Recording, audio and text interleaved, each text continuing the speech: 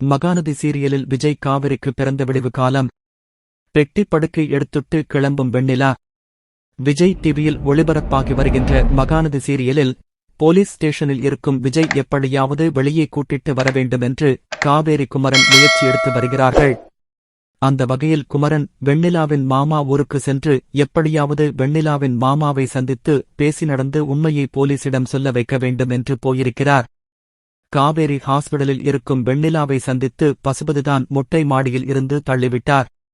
என்னுடைய விபத்துக்கும் விஜய்க்கும் எந்த சம்பந்தமும் இல்லை என்று உண்மையை சொல்ல வைக்க வேண்டுமென்று வெண்ணிலாவை பார்த்து பேசுகிறார். ஆனால் அப்படி பேசும் பொழுது வெண்ணிலா, நான் உண்மையை சொல்ல வேண்டுமென்றால் விஜயை எனக்கு விட்டுக் கொடுப்பியா என்று கேட்கிறார். உடனே காவிரி, விஜய் சந்தோஷமாக இருக்க வேண்டும் என்ற நினைப்பில் வெண்ணிலாவிடம் காலில் விழுந்து கெஞ்சுகிறார். பிறகு வெண்ணிலா உண்மை சொல்ல தயங்கி நிலையில், நான் உனக்கு சத்தியம் பண்ணுகிறேன், நிச்சயம் விஜய் விட்டு நான் போய் விடுகிறேன் என்று சொல்கிறார்.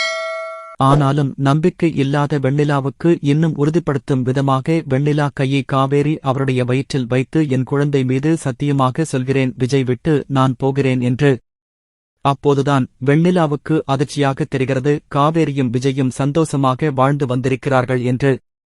அதனால் இவர்களுடைய வாழ்க்கையில் நாம் தலையிட வேண்டாம் என்று முடிவு பண்ணி பெட்டி படுக்கையை எடுத்துட்டு போக தயாரான காவிரிக்கு பதிலாக விஜயுடன் காவிரியை சேர்த்து வைத்துவிட்டு வெண்ணிலா பெட்டி படுக்கையை எடுத்துவிட்டு மாமாவுடன் ஊருக்கே போகப் போகிறார். அந்த வகையில் வெண்ணிலா பிரச்சனையும் முடிந்துவிடும்.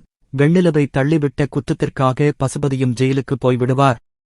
இதனால் காவேரி மற்றும் விஜய்க்கு விடிவு காலம் பிறந்துவிட்டது போல் இந்த பிரச்சனைகளில் இருந்து தப்பித்து விடுவார்கள். இதனுடன் காவிரி கற்பமான விஷயத்தையும் சாரதா தெரிந்து கொண்டு விஜய் உடன் சேர்ந்து வாழ்வதற்கு எந்தவித எதிர்ப்பையும் தெரிவிக்காமல் சந்தோஷமாக வாழ வைக்கப் போகிறார்கள்.